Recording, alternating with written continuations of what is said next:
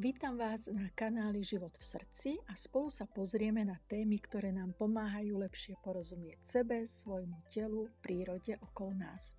Pokúsime sa nájsť praktické návody, ako žiť vedome, pokojne a v súlade so sebou. Dnes sa pozrieme na tému nového roka, kalendára a rytmu života. Nedávno som videla videá, ktoré predstavovali zmenu kalendára, ukončenie roka a začiatok nového roka cez nejaké mýtusy, božstva, či dokonca niekedy aj negatívnu symboliku a priznávam sa, že vo mne to vyvolalo trochu nepokojné emócie. V tomto videu sa však budeme držať logiky, neurovedy a prírodného rytmu, aby sme pochopili, čo je skutočne významné pre náš život a našu energiu. Nahliadneme trošku aj do histórie, ako taký ten kalendár vznikol a môjim cieľom je teda pomáhať tvoriť dobro, jednotu a prosperitu, aby sme žili vedome, zdravo a v súlade s prírodou. Poďme už k spomínanej téme. Každý rok sa to opakuje, poznáme to všetci. Koniec decembra, bilancovanie, predsavzatia, očakávania, oslavy, alkohol, želania.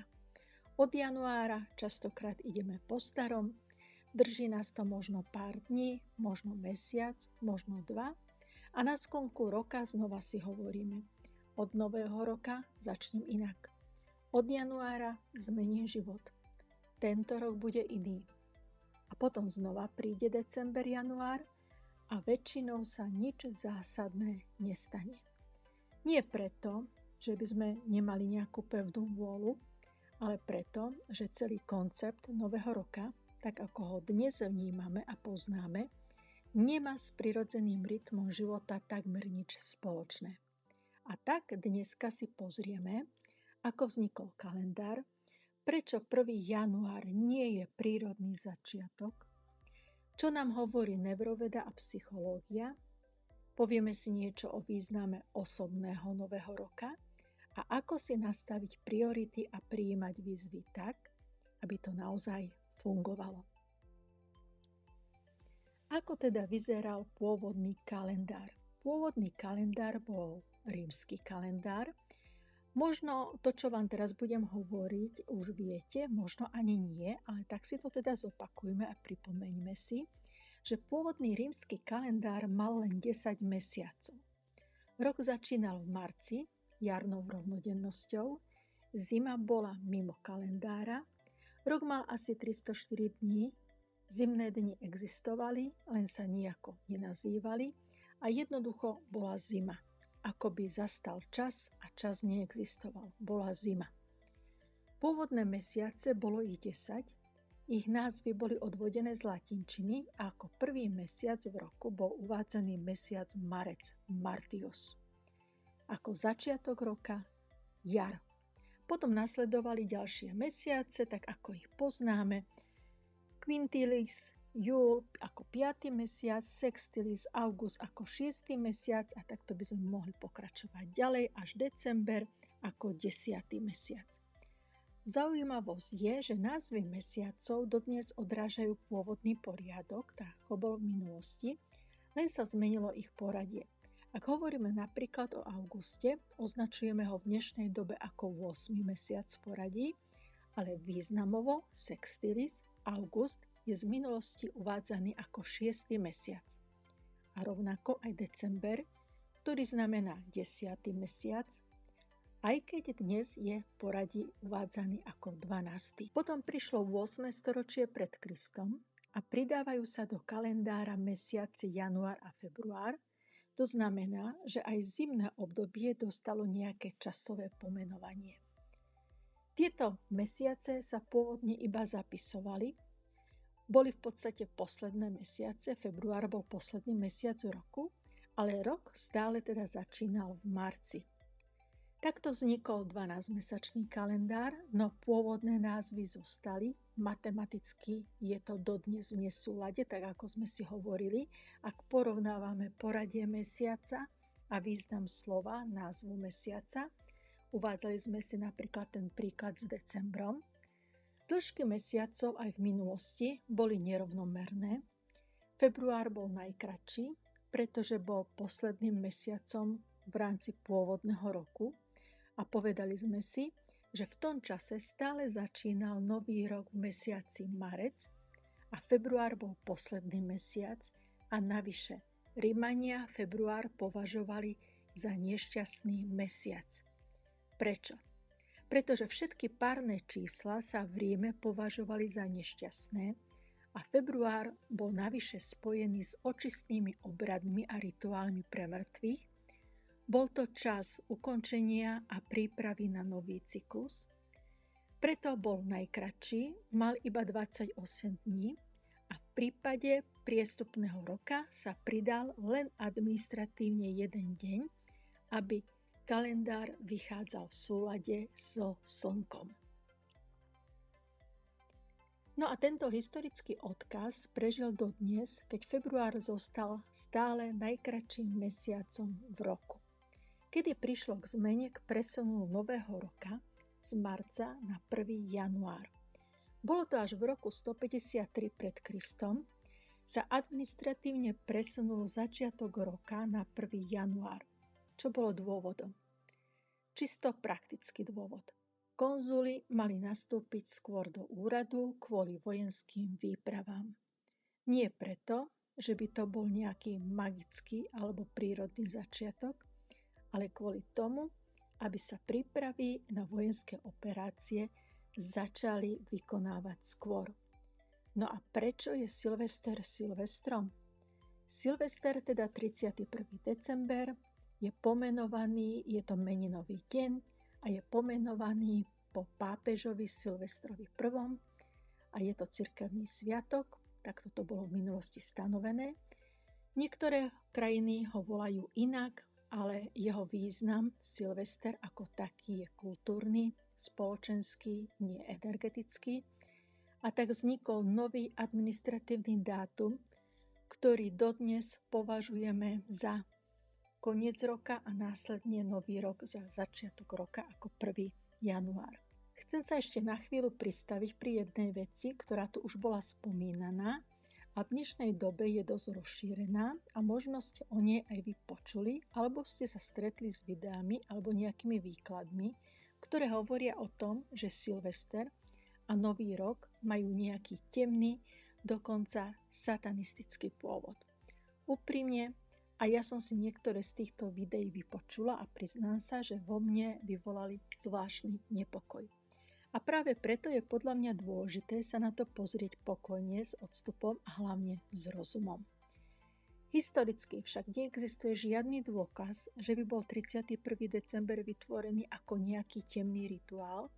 Jeho vznik je vyslovene administratívny, nie duchovný, súvisí s rímskym systémom, vojenským plánovaním a organizovaním štátu.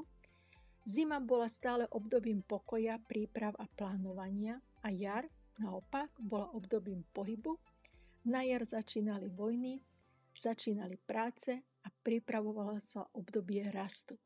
A to je všetko. Skutočne tá temnota v spojitosti s januárom môžeme to spojiť iba v súvislosti s prípravou na vojny. To je celé. Ak by sme skutočne chceli nájsť nejaký náznak toho temna alebo zloby, tak skutočne je to len v tom, že január a február sa oficiálne vyhlásili za obdobie na prípravu na vojnu.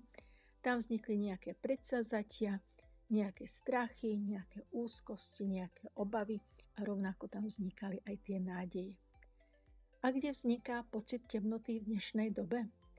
Pocit temna však môže vznikať úplne inde. Nie v tom kalendári, ale v tom, že v dnešnej dobe celý systém od nás očakáva výkon. Výkon v čase, keď telo prirodzene potrebuje oddych. A to je to zimné obdobie. A keď sa k tomu pridá strach, dramatické výklady, silné symboly, začne to v ľuďoch vyvolávať nepokoj. Nie preto, že by tam bolo niečo zlé, ale preto, že na to upriamujeme pozornosť. A tu je podľa mňa kľúčová vec. To, čomu dávame pozornosť, tomu dávame energiu.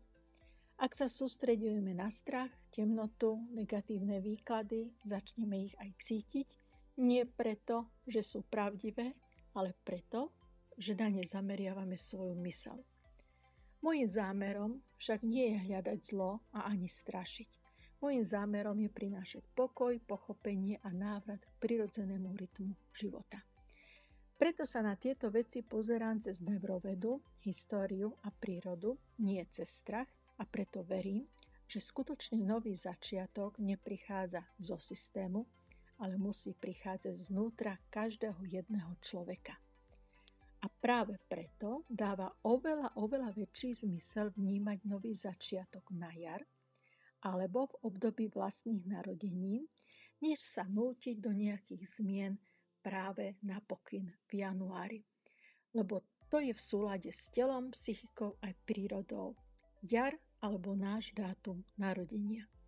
Teraz sa dostávame k téme, prečo 1. január nefunguje z pohľadu neurovedy a psychológie. Z neurovedeckého a psychologického pohľadu má naše telo svoj rytmus. Zima znamená spomalenie, regeneráciu, vnútorné spracovanie. Mozog je pripravený analyzovať a učiť sa, nie expanzívne konať. Rast a nové začiatky sú prirodzene spojené s jarou. Keď si stanovíme predsavzatia na január, ideme proti rytmu tela aj prírody. Mozog a telo nie sú pripravené na zmenu.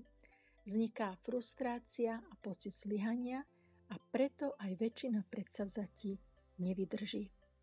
Skutočný nový začiatok prichádza na jar, a to okolo 21. marca, keď je jarná rovnodennosť, vtedy, ako vieme, deň sa predlžuje, prebúdza sa príroda, všetko rastie, mení sa obraz prírody, aktivuje sa rast a energia a vidíme to a cítime to sami na sebe, na svojom tele. Historicky bol tento deň v mnohých kultúrach považovaný za nový rok a dáva to podstatne väčší zmysel než január, keď všetko spí. Toto je čas vhodný na nové začiatky, rozhodnutia aj rast. Každý človek má okrem toho svoj osobný nový rok, ktorý je najdôležitejší zo všetkých nových rokov, a náš osobný nový rok začína v deň nášho narodenia. Vtedy sa uzatvára jeden osobný cyklus a začína nový. Energia tela a psychika sú prirodzene pripravené na nové rozhodnutia, projekty a zmeny. Využiť túto energiu znamená, že naše predsavzatia a plány majú omnoho väčšiu šancu na úspech, ako keď si dávame nové predsavzatia uprostred zimy priamo k 1. januáru. Dá sa povedať, že Silvester ako posledný deň v roku a 1. január ako prvý deň v roku sú v podstate obyčajné administratívne dátumy. Z neurologického, psychologického aj prírodného hľadiska nemajú absolútne žiadny hlbší význam. A chceme oslavovať, oslavujme. Kto chce, nech oslavuje, ale z toho energetického hľadiska toto obdobie má presne rovnaký význam ako oslava ukončenia daňového priznania. Väčší zmysel má osláviť vlastný deň narodenia alebo jarnú rovnodennosť, keď sa prebudza príroda a začína nový cyklus rastu. No a čo s tým? Ako to všetko využiť pre svoj prospech, aby sme sa cítili slobodnejšie, vyzretejšie, lepšie, ako teda postupovať ďalej? Dôležité je sledovať svoju energiu, kedy sme aktívni, kedy potrebujeme oddych, nenútiť sa prijímať nejaké výzvy, predsavzatia osobné, vtedy, keď to od nás vyžaduje tradícia, keď celý svet sa ide zblázniť z toho, že je tu koniec roka a treba všetko ukončiť a plný energie sa pustiť do niečoho nového. Všetko musíme plánovať podľa svojho rytmu, pretože máme nastavený náš vlastný osobný nový rok, alebo jar sú tie ideálne obdobia na nové začiatky. Stanovovanie si priorít postupne, pretože naozaj aj malé kroky sa počítajú. Malé kroky sú udržateľnejšie než nejaké veľké predsavzatia a navyše ešte aj v nesprávnom čase. Je naozaj veľmi dôležité rešpektovať obdobie regenerácie.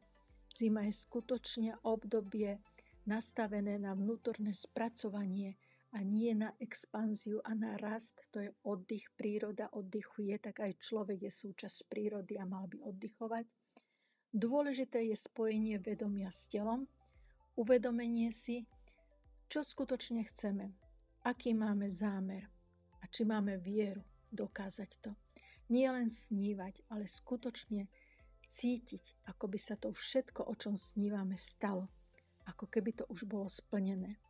Tu je dôležité nie len si predstavovať, vyslovovať, písať afirmácie, želania, dávať si predsavzatia akéhokoľvek druhu, ale je potrebné emočne cítiť v každej bunke svojho tela, že ako sa náš život zmení, keď sa mi náhodou všetky tie vyslovené a nevyslovené želania splnia.